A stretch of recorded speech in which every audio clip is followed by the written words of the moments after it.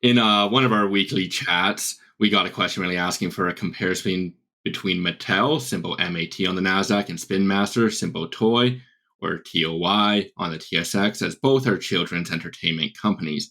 Mattel's significant brands include Barbie, Hot Wheels, and Fisher Price and Thomas and Friends. Spin Master's major brands include Paw Patrol, Brennan's favorite, as well as Kinetic Sand, Air, Hogs, Rubik's Cubes, Etch-a-Sketch, and Orbeez. The question was really asked due to the recent success of Mattel's Barbie movie, which has earned over 775 million globally in ticket sales. However, Mattel doesn't receive very much from these actual ticket sales. They receive their lion's share of what their benefit would be from the toy sales, which will not be in this most recent quarter, which they just reported a couple days ago. It will be in the next quarter, Q3. But looking at the recently reported Q2 numbers ending June 30th, before the movie premiere, Barbie sales were just not hot. Looking specifically at Barbie sales, they declined 6% year over year to 283 million from 301 million for the quarter, with a greater decline of 23% for the first 6 months of the year. Just not doing great leading up to the movie.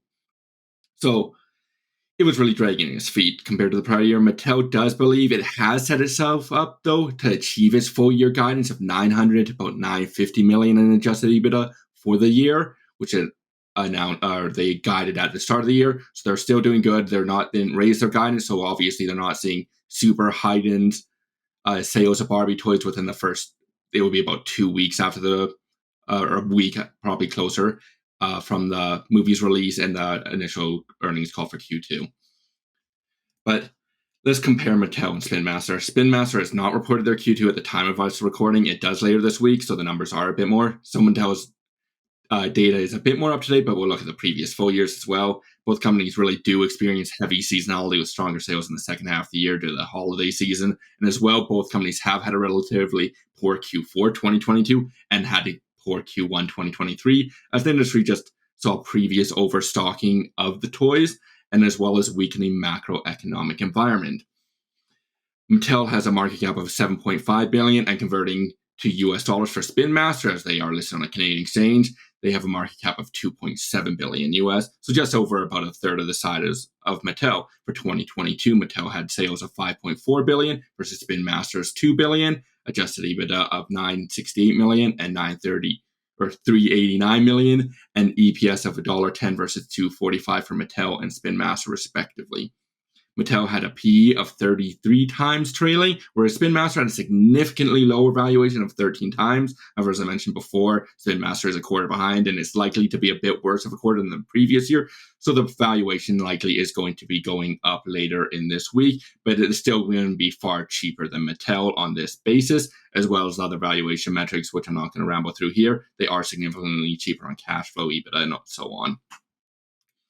Comparing their balance sheets, though, Spin Master is just clearly superior with a net cash position of about $500 million compared to Mattel's net debt of $2.3 billion, resulting in about a net debt leverage ratio of about 3 times. The debt is at least fixed with the next maturity not until 2026, so the company isn't immediately impacted by these higher interest rates.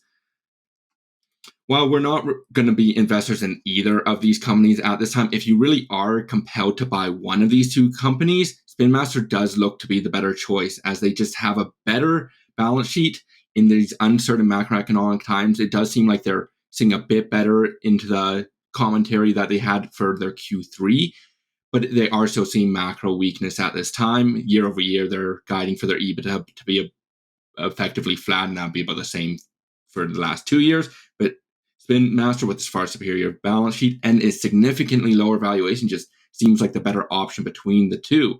Mattel, they may see a Barbie boost in the second half of the year, but it's unlikely to last farther in the future, since most time with these toy companies, the sales are very quarterly and they just will fizzle out by the next holiday season.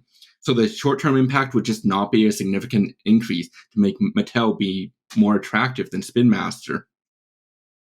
And I'll open up to you guys if you have any comments on the Barbie movie. Yeah, I think that Mattel is a diversified company. It's, at best they're going to have a small increase in sales from the Barbie movie, but then consumers just move on to the next thing and they forget about it. So, it might help them. I don't know what percentage of their total revenue Barbie accounts for. I can't imagine it's substantial amount, but it might help them if they wanted to rebrand the whole Barbie thing. But It was about 30% in oh, it was about 2022. 30%. Okay. Okay, Yeah, so that's maybe actually a bit pretty less than that. significant. About 25, actually, close to Yeah. 25.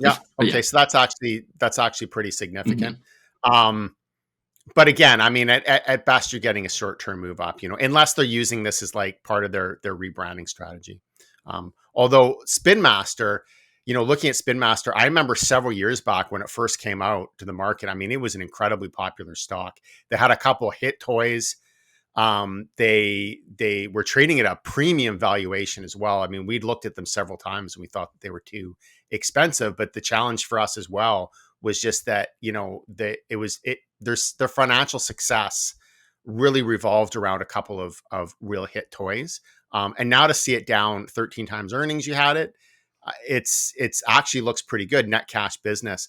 I would say it looks almost like a value play, but really hard to tell in terms of like what are the next run of toys gonna look like? Yeah, Like what's the reception gonna be? exactly. So They're only it's the not as it's not best as something you their can next really toy. forecast going out several years. Yeah, and we ended up covering the stock. I ended up writing a report on them, just a monitor report in our Canadian cash rich report, I guess at the beginning of this year. And yeah, that's exactly what we came to say. Like historically, the historical trailing price to earnings multiple has usually been about 25 times earnings. So it is at a discount right now. It's got that nice cash rich balance sheet. They do pay a dividend. Again, as we just said in the last segment, realistically, the yield is, quite insignificant, but still, at least they are paying a yield. But again, they're only as good as their next toy. I know that, like in my report here, the sequel of the Paw Patrol movie is coming in late 2023. So, investors are looking forward to that. I have a niece now, and she loves Paw Patrol. She's got it on her shovels, on everything basically, and she's not saying many words, but she can definitely look down, and we'll be in the middle of building sandcastles, and she'll point at the bucket, Paw Patrol. So I definitely can see how kids love it. And then as well, like there was the show The Last of Us that recently came out. I don't know if you guys ended up watching it. I ended up I watching did. it and Yeah. liking it. So Spin Master is actually coming out with a line of toys for The Last of Us and God of War, and basically along with PlayStation. Like zombie toys. I don't know if it'll be zombie toys, but it will be like action figures, from my understanding. So they're planning on releasing those in the spring of 2024, from my understanding, or the beginning of 2024. So I mean, there are some growth drivers there, but again, it's how do you forecast? I'll say it again: they're only as good as their next best toy. So it's very difficult. But like Aaron was saying, it does look like a bit of a value play at this point.